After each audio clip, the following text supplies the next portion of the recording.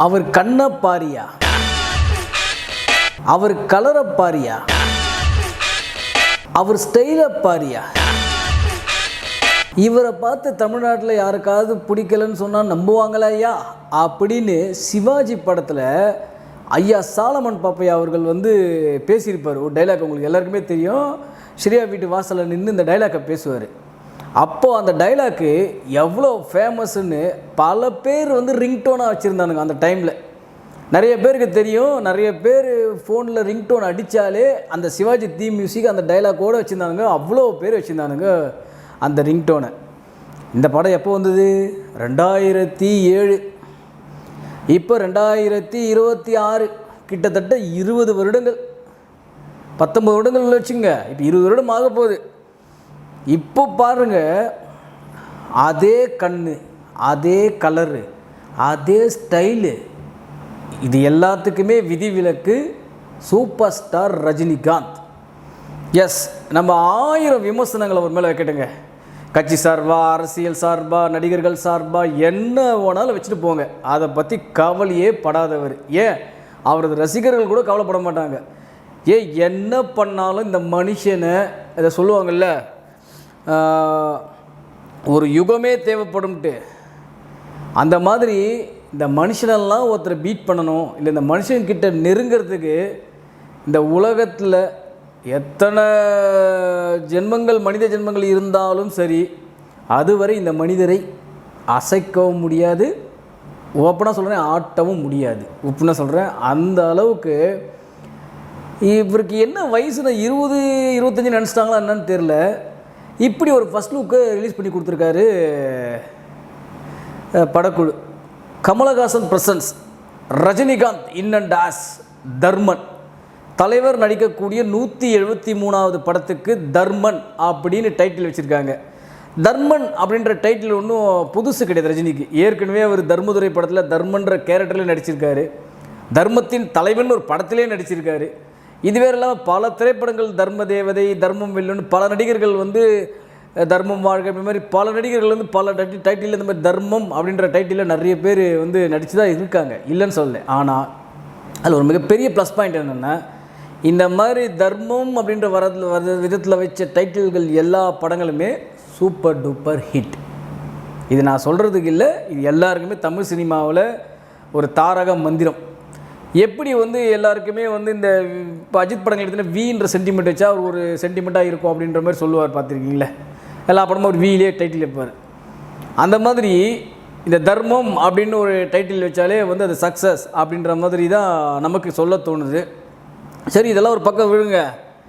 என்னங்க சுந்தர் சி இருந்தார் ஃபஸ்ட்டு, அதுக்கப்புறம் வந்து டான் பட டைரக்டர் வந்தார், அவரும் இல்லை. இப்போ திடீர்னு பார்த்தா அஸ்வத் மாரிமுத்து, உங்களுக்கு தெரியும், டிராகன் படம் எடுத்த டைரக்டர் அஸ்வத் மாரிமுத்து, ஓமை கடவுளே, டிராகன் 2 படம் எடுத்த இந்த டைரக்டர் வந்து இப்போ அடுத்தது சூப்பர் ஸ்டார் ரஜினிகாந்த் வைத்து படம் எடுக்கக்கூடிய அளவுக்கு அவர் பெரிய டைரக்டரா அப்படின்னு நீங்கள் வந்து கேட்பீங்க. அவர் பெரிய டைரக்டரா இல்லையான்னு நமக்கு தெரியாது. 50 வருஷத்துக்கு அப்புறமும் கிட்டத்தட்ட 3 ஜென்ரேஷன் தாண்டி 4வது ஜென்ரேஷனில் வர இயக்குநர்களுக்கு கூட ரஜினிகாந்தை வைத்து படம் எடுக்க முடியும் அப்படின்னு ரஜினிகாந்த் நிரூபிச்சுக்கிறார். பார்த்தீங்களா, அங்கே தான் நிற்கிறார் தலைவர். டைரக்டர் யாராவது வந்துட்டு போடுங்க. ஆனால் எத்தனை தலைமுறை தாண்டினா கூட நான் அந்த தலைமுறைக்கு ஏற்ற மாதிரி அப்டேட் ஆகிட்டு போய்கிட்டே இருப்பேன் அப்படின்னு ரஜினிகாந்த் இருக்கார். பார்த்தீங்களா, அதுதான் இன்னும் 10 வருஷத்துக்கு அப்புறம் புது டைரக்டர் யாராவது வந்தால் கூட அந்த டைரக்டர் கூட ரஜினிகாந்த் செட் ஆகும். ஏன்னா ரஜினிகாந்தோடைய கலையுலக வளர்ச்சி அப்படி, கலையுலக பயணம் அப்படி, கலையுலக நடிப்பு அப்படி.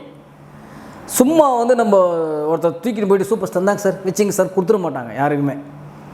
இப்போ புரியுதுங்களா ஏன் இவர் நிரந்தர சூப்பர் ஸ்டார் சொல்கிறாங்க, ஏன் இவர் ஆல் டைம் நம்பர் 1 சொல்கிறாங்க, ஏன் என்றும் அசைக்க முடியாத சக்தின்னு சொல்கிறாங்க அப்படின்றது இப்போ புரியுதா?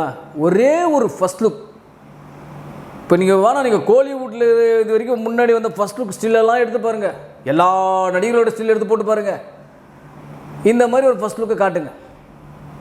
கையில் 2 பக்கமும் ஆப்ரேஷன் பண்ண மாதிரி ஒரு க்ளவுஸு, கத்தியை வந்து ஆப்ரேஷன் பண்ண கத்தியை எடுத்துன்னு போயிட்டு ஷவரில் வந்து பார்த்துருப்பீங்க, ஷவரில் வந்து அந்த கத்தியை நினைக்கிற மாதிரி ஒரு சீனு, காலில் ஒயிட் கலர் ஷூவு, லைட்டாக ஒரு சிரிப்பு, சும்மா ஒரு இது சொல்லுவாங்கள்ல இது சொல்லுவார்ல கார்த்தியனை, சார் ஒரு ரொமான்டிக் லுக் கொடுங்க சார் வரல கவுண்டமணியை, அந்த மாதிரி சார் கொஞ்சம் எல்லாமே வன்மம், கோபம், ஆத்திரம், சந்தோஷம் எல்லாம் கலந்த மாதிரி ஒரு லுக்கு கொடுங்க சார் அப்படின்ற மாதிரி ஒரு லுக்கு.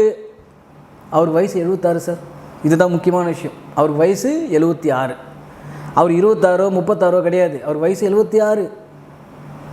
இந்த வயசில் இந்த மாதிரி ஒரு ஃபஸ்ட் லுக் கொடுக்குறாருன்னா இதெல்லாம் வந்து கோலிவுட் இல்லை, டோலிவுட்டு, மோலிவுட்டு, பாலிவுட்டு, சாண்டல்வுட்டு எல்லா வுட்டு சேர்த்தா கூட எந்த நடிகராலையும் இந்த மாதிரி ஒரு லுக்கையும் இந்த வயசுக்கு ஏற்ற மாதிரி ஒரு கிளிக்கையும் கொடுக்க முடியாது அப்படின்றதுல எந்த விதமான சந்தேகமும் இல்லை. வழக்கம் போல் இது வந்து அனிருத் அவர்கள் மியூசிக்கு, அன்பறிவோட ஆக்ஷனு, இது எல்லாமே வந்து ஆட்டோமேட்டிக்காக ரஜினி படங்களுக்கே உண்டான மற்ற விஷயங்கள் எல்லாமே இருக்குது. இன்னொரு முக்கியமான விஷயம் பார்த்துங்க, இந்த 50 வருடமாக அந்த ரஜினி கமல் சண்டை, வார், போர், சமூக வலைத்தளங்களில் சண்டை, நேரில் சண்டை, தேட்டரில் சண்டை, இது எல்லாமே நடந்துகிட்டு இருக்குது. உங்களுக்கே தெரியும், தளபதி குணா திரைப்படம் ரிலீஸ் ஆகும்போது உதயம் தேட்டரில் என்ன பிரச்சனை நடந்ததுன்னு நிறைய பேருக்கு தெரியாது. இன்றைக்கி இருக்கிற அந்த ஜென்சி கிட்ஸ்க்கெலாம் ஒன்றும் தெரியாது. அப்போ என்னென்ன கலவரம் நடந்ததுன்னு நான் நேரில் பார்த்துருக்கேன். சரிங்களா, தளபதி குணா படம் ரிலீஸ் ஆகும்போது உதயம் காம்ப்ளெக்ஸில் எப்பேற்பட்ட பிரச்சனை நடந்ததுன்னு நிறைய பேருக்கு தெரியாது. அதுக்கப்புறம் பல திரைப்படங்கள் வந்து ரஜினி கமல் படங்கள் ஒன்றா ரிலீஸ் ஆகிருக்கு. மும்பை எக்ஸ்பிரஸ், சந்திரமுகி ஆகிருக்கு. என்ன கடைசியாக எனக்கு தெரிஞ்சு வந்து மும்பை எக்ஸ்பிரஸ், சந்திரமுகி தான் 2 படங்கள் தான் ஒரே டைமில் வந்துச்சு. அதுக்கப்புறம் 2 பேரும் ஒன்றா ரிலீஸ் ஆனதா இல்லை. அதுக்கப்புறம் எந்த படங்களும் ஒன்றா ரிலீஸ் ஆகலை. ஆனால் கிட்டத்தட்ட ஒரு 50 ஆண்டு கால சினிமா பயணம் 2 பேருக்குமே பார்த்திங்கன்னா, ரஜினியோடைய கமல் அவர்கள் சீனியர் தான். பட் ரஜினி வந்ததுக்கப்புறம் இவங்களுடைய திரைப்பயணம் 50 ஆண்டு காலம் ஒரு போட்டி, பொறாமை இதெல்லாம் வந்து ஒரு பக்கம் இருந்தால் கூட இந்த 50 ஆண்டு கால ஒரு திரைப்பயணத்துக்கு ஒரு முற்றுப்புள்ளி தூக்கி நின்று வச்சுட்டாங்க. ஏப்பா நீங்கள் சண்டை போட்டதெல்லாம் போதும், இருக்கிற கொஞ்சம் மீதி இருக்கிற காலகட்டத்தை இந்த மாதிரி பார்த்து என்ஜாய் பண்ணிட்டு இப்போ காலத்தை ஓட்டுங்க அப்படின்ற மாதிரி ஒரு முற்றுப்புள்ளி தூக்கி நின்று வச்சுட்டாங்க. சாரி, இந்த படத்தில் ரஜினிகாந்த் அவர்களுக்கு என்ன வேடம் ஓப்பனாக சொல்லிட்டாரு. த டெட்லி டாக்டர் கீழே போட்டாங்க, அந்த டைட்டில் கீழே போட்டாச்சு. உங்களுக்கே தெரியும், இந்த படத்தில் ரஜினிகாந்துக்கு ஒரு டாக்டர். ரஜினிகாந்த் அவர்கள் இது மாதிரி டாக்டர் ரோல் பண்ணியிருக்காரா அப்படின்னு கேட்டிங்கன்னா, நிச்சயமாக ஒரு டாக்டர் ரோல் இது வரைக்கும் எந்த படத்துலையும் அவர் பண்ணுதான் எனக்கு தெரிஞ்சு இல்லை. உங்களுக்கு என்ன தான் தெரிஞ்சுங்க, நான் சிகப்பு மனிதனில் ஒரே சீன் மட்டும் டாக்டராக வந்துட்டு போவார். எனக்கு அதுதான் எனக்கு தெரிஞ்சு ரஜினிகாந்த் நான் டாக்டராக பார்த்தது. ஸோ டாக்டர் வேடம் ஏற்று முதல் முறையாக ஒரு படத்தில் ரஜினிகாந்த் நடிக்கிறாருன்ற போது இதுவரை ஏற்றிடாத ஒரு கதாபாத்திரம். ஸோ அந்த கதாபாத்திரத்தில் ரஜினிகாந்த் நடித்து வச்சு அதை எந்த அளவுக்கு கிராண்டாக கொடுக்கணும் அப்படின்றதில் அஸ்வத் மாரிமுத்து அவர்கள் ரொம்ப உறுதியாக இருக்கார் அப்படின்னு சொல்லலாம். சரி, இந்த திரைப்படம் சார் ஆல்ரெடி வந்து பொங்கலுக்கு வெளியாகும்னு சொன்னாங்களே சார், பொங்கலுக்கு வெளியாகுமா இந்த படம் அப்படின்ற மாதிரி ஒரு கேள்வி எழுது. கிட்டத்தட்ட இந்த மந்த்து வந்து ஷூட்டிங் ஸ்டார்ட் பண்ணிடுவாங்கன்னு நினைக்கிறேன். எனக்கு தெரிஞ்சு வந்து இந்த மந்த்து ஷூட்டிங் ஸ்டார்ட் ஆகிடும். ஸ்டார்ட் பண்ணோன்னே July, August, September, October, November, December கிட்டத்தட்ட ஒரு 6 மாதம் இருக்குது.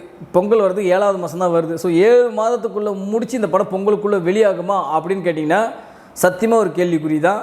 எனக்கு தெரிஞ்சு வந்தால் பொங்கல், இல்லைன்னா அடுத்த வருடம் சம்மர், ஏப்ரல் 14 அந்த தமிழ் வருடப்பிறப்பு. வழக்கமாக ரஜினி படங்கள் எப்பவுமே தமிழ் வருடப்பிறப்பு தான் ரிலீஸ் ஆகும்.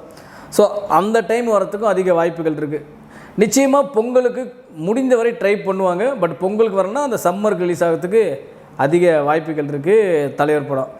ஸோ இப்போ வந்து கங்கணங்கள்லாம் கட்டிட்டு அலையாதீங்க, ரஜினி படத்தை நாங்கள் காலி பண்ணுவோம், ரஜினி கட்டத்தை நாங்கள் ஒழிச்சிடுவோம், ரஜினி படத்தை நாங்கள் ஓட விடாமல் தடுப்போம், சூளுரை ஏற்போம்லாம் கிளம்பாதீங்க. இந்த படத்தில் ரஜினிகாந்தோடைய நிழலை கூட உங்களால் ஒன்றும் அசைக்க முடியாது. நான் ஏற்கனவே பல இன்டர்வியூவில் சொல்லியிருக்கேன். அவர் எல்லாருக்கும் கொம்பனுக்கும் கொம்பன்ட்டு, அதாவது சொல்லுவாங்கள்ல, உனக்கு அப்பன்னு ஒருத்தன் பிறந்திருப்பான்னு ரஜினிகாந்தே டைலாக் சொல்லுவார். அந்த மாதிரி தான் இங்கே எல்லாருக்குமே சினிமா துறையை பொறுத்த வரைக்கும் அப்பனுக்கும் அப்போ ரஜினிகாந்த். இதை வந்து மிகைப்படுத்தி சொல்லணும்னு நினச்சிக்காதீங்க. இண்டஸ்ட்ரிக்குள்ளே போயிட்டு கேட்டு பாருங்கள். இண்டஸ்ட்ரிக்குள்ளே தொடர்ந்து வேலை செஞ்சிட்ருக்கோம், இண்டஸ்ட்ரி பற்றி தெரிஞ்சவங்ககிட்ட போய் கேட்டு பாருங்கள். அவங்க சொல்லுவாங்க, இந்த டைட்டிலுக்கு ஏற்ற உன்னதமான மனிதர் சூப்பர் ஸ்டார் ரஜினிகாந்த். தர்மன் திரைப்படம் நிச்சயம் பெரிய லெவலில் வெற்றி அடையும் அப்படின்றதுல ஃபஸ்ட் லுக்கை பார்த்தே நீங்கள் தெரிஞ்சிருப்பீங்க. மீண்டும் சந்திப்போம். நன்றி, வணக்கம். இது போல பல வீடியோக்களை கண்டு மகிழ எங்களது ரீசன்ட் வாய்ஸ் சேனலை மறக்காம சப்ஸ்கிரைப் பண்ணுங்க.